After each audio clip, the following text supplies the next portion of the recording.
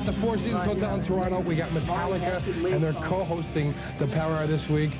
Guys, how you doing? We've started. We're on the air. We're on the air. This is like live and direct. This is like live. Read to that camera there. Look, we're not live on tape. It's too early. It's never too early. The last time we met up with you guys was at the Cow Palace in San Francisco. I don't remember. We don't remember it. Funny thing. Kirk and Lars from Metallica. Tell us what it's all about here in San Fran. It's cold. It's over. It's cold. It's wet, and we're waiting for the next earthquake. And that's it. And what are you guys doing? What are you guys doing? Are you a little bit of retirement, a little sabbatical thing here? It's over. We've broken up. No, you've got the scoop. They've broken up. Turn the camera off. It's over. So you're in town to do a bill. Now, let me run down this bill. Let's make sure I get it right. Black Crowes, Warrant, wrong. Metallica, Aerosmith. Is this correct? They didn't tell you about Led Zeppelin reforming for Get the out gig? of town. Who's playing drums? That's a secret. Okay. Anyway, yeah, that's drum. You're in town to do this gig. You do this gig. Like you're on the bill with like Warrant. Let me get it again. Black Crowes, Warrant. Why do you have to keep on reminding us? Aerosmith. So last time we talked, you guys were going to Egypt and Hawaii. We were breaking up, but we reformed again. Oh, you're reforming. It's just kind of like Metallica Mark II. Yeah, this is the reunion tour. So why are you guys doing this show? What's happening? For fun. We're doing it. Yeah, we didn't have anything to do this weekend, so. Yeah, it's a vacation for us. Instead of going to Egypt, we came here. Let's get back to the word fun. You're doing it for fun? Fun. We do everything for fun. The key word. It's not reflected in your music, however. Hey, there are two sides to everything we do. Yeah, exactly. There's two approaches we take to everything. No, basically, Aerosmith asked if we would come play with them at a bunch of shows, and we are in the middle of preparing for the next record and getting songs together and so forth, and they wanted to do a bunch of shows with them in the States and stuff, and which was a little too much to do at this point in time, but we wanted to just play with them, and when somebody like Aerosmith asked you to come, you know, support them, it's like, done deal, we're there. Tell us when. You guys are here to host the show. We're not going to do like an interview or anything, so what I want you to do is right now, let's pick some videos that you guys like. We'll start the music right away. Wow, what should we pick? Gee whiz. Good thing we have the script. We brought the script. Yes, we just made it up in the last 5 minutes. Let's see, Bronski beat The Cure. Get out of here. Get something else. Okay. Red Hot. What should we start with? The Chili's? Yeah. Yeah, it's my favorite. Yeah. Chili Peppers. This is the Red Hot my favorite Chili band in the last 6 months. He's known about it for years. I'm latecomer as usual. And here's the Red Hot Chili Peppers with Jungle Man first. Yeah, we're going to have to play two. We're going to make you watch this. Yes. Red Hot Chili Peppers, Jungle Man. On the Power Hour. On the Power Hour. Okay, we're back. We're back with Metallica on the Power Hour. And so you guys, you're big fans of the Chili Peppers? Yes. Yes. Okay, that's all. Okay, we already talked about that. We get it. Okay, we got to talk about rock and roll and reading. And reading? Reading. Do you guys read? No. No, you don't. Don't read. tell anyone. Johnny, one was inspired by. Johnny, get Satan. your gun. By Captain Satan. Captain Satan, New Jersey Devils. Sorry, the AIDS of censorship, sorry. It was only a joke. It was only a joke. Now, this is sponsored by, it was, not sponsored, what's the word? Influence. Influence, thank you very much. By. Sponsored by. Beer. Johnny get your gun? Johnny get your gun or Johnny got your Johnny gun? got his gun. Johnny got his gun? Is this silly enough? Now, but do you guys read? Like, do you read on the road? That's actually, I think a lot of people have a misconception about how that actually came about. It was not, a lot of people think that we read the book and then got the idea to write the song around that. It was actually, we had the idea of writing a song about a guy in that situation, and then Cliff Bernstein, our manager, told us about the book, and then James went out and read it. Read the whole book, incredible, and sat and scribbled little ideas Homework. for the lyrics. Homework for James. But it was actually, we had the idea first, and then we were told about the book and the story, and then eventually, obviously, the movie, and then it turned into this video and all that stuff. So you don't read? You're not voracious. I read. We just learned. We've had a teacher with us on the last tour. We went out and read like on a the set next list tour, and stuff. we're gonna have a bookmobile following the bus. That's a good idea, actually. Nothing is real but pain now. Hold my breath as I wish for death. Oh, please, God, wake me.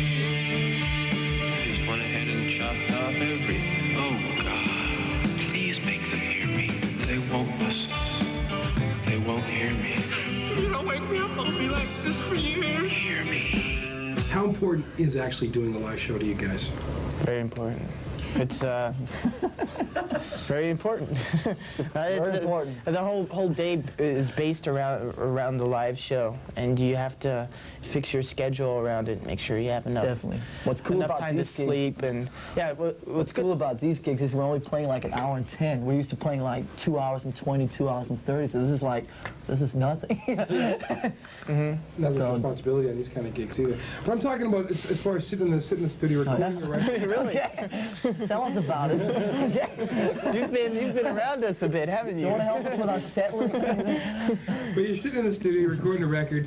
I mean, that's one thing. But then when you go out and do a live show, I mean, and you see the faces of the kids who actually bought the records, but more importantly in your case, bought the T-shirts. I mean, Metallica is like, I mean, kids are emblazoned from like coast to coast. Well, every part in the world of Metallica T-shirts and jackets. How does that make you feel seeing that? It's great. No, I mean, look, I mean, you can, no, it's like, dude, what do you want? Cliche answer number 7. Oh, I mean, of course, it's incredible, but I just feel sometimes when you sit there and it's great and we have the best, and sometimes it sounds forced. Of course, it's incredible seeing people in the Metallica was the marketing too and the merchandising. I knew about Metallica by their T-shirts more before I knew about their music. That's actually how we hooked up with our management. Seriously, so they seeing the shirts. saw Metallica shirts like everywhere, and they said, "Who the hell is Metallica?" And they like started to find out and then hooked up with us. But you know, obviously, it's the greatest thing in the world. But you try and not just let stuff like that, you know, be part of how you think and how you approach things, because then things have a tendency to get a bit contrived, you know. Hey, just don't worry about it. You know, we get these letters in from these thrash fans, as it were, and they say. One time I had who do I have on the show? Overkill. We talked about Overkill, and I said, "Lighten up, boys." I mean, I think sometimes these thrash guys take it a bit too seriously, but yet we had the guys from Nuclear Assault in. They said they listen to all different types of music. Oh, I mean, and I know you guys do. Yeah. And do you think that's important? I mean, if this wasn't the Power Hour, you know, there'd be a few other videos thrown in there. Seriously, Absolutely. For good measure. I mean, we listen to, you know, you name it. We're musicians. We like music. There was like a few years, like, you know, 81, 82 was like, if it isn't Motorhead, Real but then we just started broadening our horizons, everything, you know, from Simon and Garfunkel to classical stuff to, you know, rap stuff to Jason listens to all this Motown stuff and Grover Washington.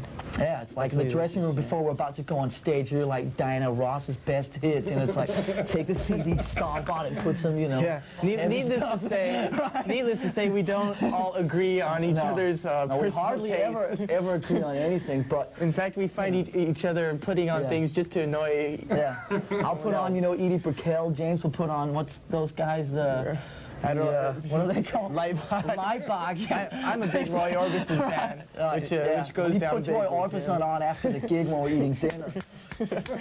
So it's like, let's throw in a couple of videos. Get that list. Come on. Get the list. Okay. What did we miss? There's the list of live over here. I think we should do, we're playing with these gentlemen here. Should we play one of them? Yeah. Aerosmith, one of the coolest bands in the known universe. So we're going to, Chip Away? Chip Away the Stone, good old stuff, and... Danzig. Danzig? The new Danzig video. I haven't Her seen Black it. Have you seen it? Wings. No, I haven't. This seen is, it. So we're going to watch it with you. Yeah, we have no idea what this is like. I'm watching it here. Okay. Okay. You pulling off it? Yeah. Okay, we got to talk about rap music. Recently, in I guess it was Time magazine, they talked about. It wasn't Time; it was some magazine.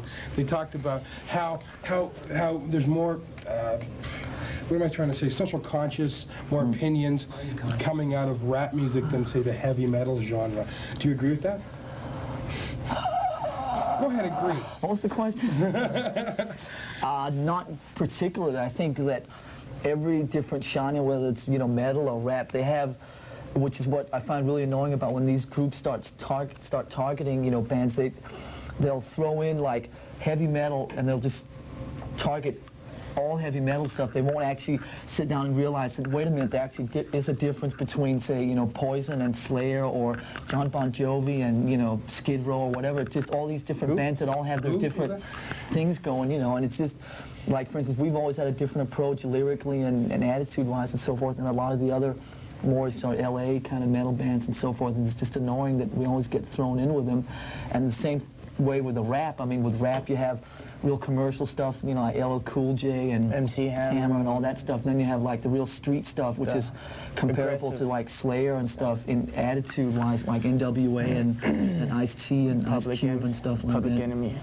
And the reason I'm wearing this T-shirt is because it's the only clean one left. But I do also happen to like this record a lot. But We're talking to Vince Neil about how they're going to. There's a movement underway in the U.S. about you know how movies have PG ratings and X ratings and R ratings, stuff like that. Right. How they're going to maybe start doing that. How do you feel about that?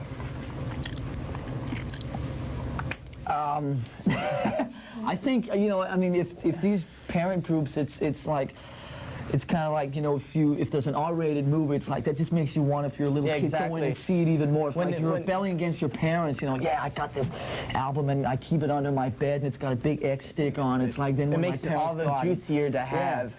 It's like, you know, whatever you're not allowed to have, you want. It's like, that's the natural thing about growing up and stuff like that. When it's forbidden, or it's like put away so you can't reach it, it makes the curiosity grow and it makes you just look for it. So if they just slap a rating on Metallica show, what would I don't. The only thing that could slap a rating on, I think, would be the language. I mean, anybody that's familiar with what we do in the last few years, I mean, we've been pretty lucky that most of these parent groups and stuff have left us pretty much alone because, you know, there's not really much they can get out of lyrics like Injustice for All and Shortest Straw and stuff like that, who deal with basically what they're about.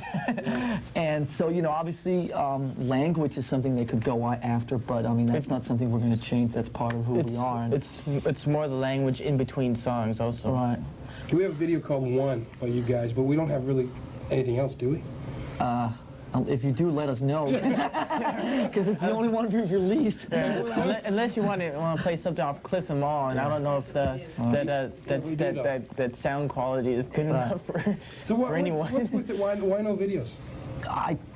You know, it just, you know, it took some time to figure out how we wanted to approach it and so forth. There was a few years where I think we were really frightened of the whole thing, and looking back on it now, I don't really know why, but I think once we did that video, it was like, it was a lot of fun to do it, it was a lot of fun to deal with, and I think that it'll definitely not be the last Metallica video. And it worked in a positive way for us also. You know, the challenge is going to be to keep coming up, if we can come up with ideas that are obviously completely different from that one, but also from the one video, but just ideas that, you know, are cool enough to just, you know, different from the rest of the metal stuff, and just cool, you know, a lot of it's obviously going to be the songs and what happens with the new record, but I think we'd all really like to do some more vids. It definitely opened up a whole new area for us as far as videos are concerned.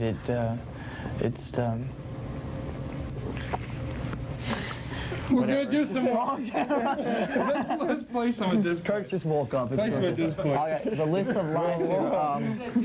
Let's see. What do we haven't played AC and what else? Motorhead? Yeah, let's play some Motorhead. Old AC/DC with Bon Scott. Bon Scott is like the coolest guy who ever lived on this planet. And our tour manager used to room with him. We hear some great stories about him. Ian. Yeah, where is he? Yeah. And what else? Motorhead. Wait, what? It's old AC/DC Jailbreak from way back in like the mid-50s or something. It's like, one of their, I think it's their first video from like 74, 75. And Motorhead, which song? What do you got? Old stuff? Ace of Spades. Ace of Spades, yeah. Ace of Spades. Ace of Spades. It's like the classic song Motorhead ever did. You guys say welcome back to the Pepsi Power. What's happening? Welcome back to what? The Power Hour. The Power Hour. I thought you said Pepsi. Well, you can put that in. The Pepsi Power I Hour. drink Coke. Welcome back to the welcome back to the Pepsi Power Hour. We're Lars and I'm Kirk, and this is Dan. Bob. Yeah, call me Bob today. I'll be Bob today. Sebastian Blocky's in the bathroom. He's going to join us later, I think. But listen. Are you throwing up in there Make already? sure you wash your hands. So He's already throwing up. It's only 2 o'clock in the afternoon. You know, you can't take him anywhere. have you guys thought about the new record? The next album? We thought about it. No, seriously, we did a bunch of gigs in Europe in May, and the last 3 weeks before we came up here, we've been basically putting all the stuff together, all the tapes, going through, getting all the ideas together, and we just started doing a couple things before we came up here, which, like I told you earlier, is like the main reason we, you know, even though Aerosmith offered us a bunch more gigs, we really want to start, writing new songs and make the record of life here. And so basically we're rolling on it. Should hopefully be in the studio by October, and it hopefully should be out in the streets of Canada by, should we say it? Dare we say April? April '91. Any titles? Knock on wood. Any titles? Metallica 5? Is it our 5th album already? Yeah, that's the working title. Pretty original, huh? What is the songwriting process for you guys? I mean, like, who decides what goes where? We drink a lot, and then... No. We pull pieces of paper out of it. Right. It involves tapes a lot. We, like, everybody puts all their stuff down on tapes and stuff like that, and then sit and shift through them and get, like, all the main ideas and just start building skeletons of songs around those ideas. And then, lyrics and vocal melodies and stuff come later. But me and James usually just fiddle with, like, getting the basic things together, and then the other guys come in and add stuff. And then what we're going to start doing more this time, which you also did in Justice, is working a little more with the vocals. Like on the early albums, we'd like write all the music, and then we'd record it, and then James would come up with the vocal melodies after everything was already recorded. It's like, oh, that's really nice. Vocal melody goes like that. So it's like we started working a lot with the vocals now too. Darkness imprisoning me. All that I see, absolute horror. I cannot live, I cannot die. Trapped in myself, body my only fail. Introduce who Ian is. This is Ian, our tour manager, the legend. Scott. He's roomed with me I and Scott. slept with Bon. This Not guy. the same day. I'll do anything. Me and Kirk are going to leave now, and you can interview Ian. But, how like these? We played some like Motorhead. We played some Bon Scott, some Jailbreak. We played. You want to play Thin Lizzy coming up? Yeah, Thin Lizzy. Now, I gotta ask you, like, when you were buying records and when you guys were kids and stuff, is Hey, this like, shut up over there. We're is doing an this interview. what you were buying? Is this what you were buying? This is it. I stole a lot of Yeah. No, sure. I mean, I grew up in Denmark, and obviously more the European stuff. Bands like Aerosmith and Rush and stuff were never really that popular in Europe in the '70s when I was growing up. So for me, it was more like Purple, Thin Lizzy, Sabbath, UFO, and obviously everybody goes through 15 minutes of Kiss. And then for me, it started turning into like more the new wave of British heavy metal. And oh no, here it goes again, talking about Diamond Head yet another time. Well, tell us about that record you were working on, How long do you have? the new wave of British Now, this is a metal. Metallica interview. Well, come on, you brought it up. You brought it up. I've put this compilation record together with a bunch of my favorite new wave of British heavy metal songs, and that's it, and it's coming out in July, so buy it. There you go. When do I get my copy? When do I get my copy? So let's throw in a couple more videos. Okay, Thin Kirk Lizzy. wants Thin Lizzy, Jailbreak. and The Boys. what else we got going here? Let's play more Chili's. Let's just Chili's for No, the next. let's finish with some Chili's. So let's play Thin Lizzy and. Wait, wait. Oh, yeah, We're it's the your show. hosts. Yeah, come on. Who is this guy? Go ahead, take it away. Okay, Women in uniform. Old Maiden, Iron Maiden. Pre-Bruce. Okay. Who was that? Yeah. Who was that? Anyway, so we got Women in Uniform like Old Cool Maiden with Paul Di'Anno singing, and Old Thin Lizzy, what is it, Jailbreak? Jailbreak. No, that was the AC/DC song. Which Boys Thin Are Lizzy? Back in Boys Town. are back in town. Yeah. This is the old classic that What's-His-Name also covered last year, but this is the original cool one. Boys Are Back in Town. Take it away. So you're going after this show. Where are you going? Back to the hotel.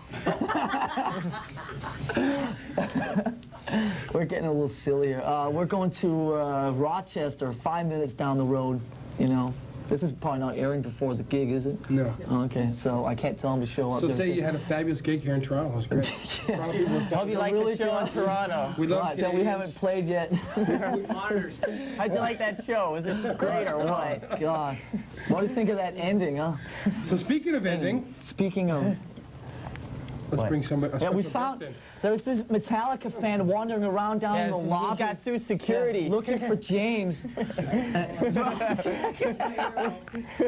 on in here. Come over Come here. on, get your butt over here. Okay, because we're Oh, he doesn't want to be seen with We're us. gonna wrap the show up with something here.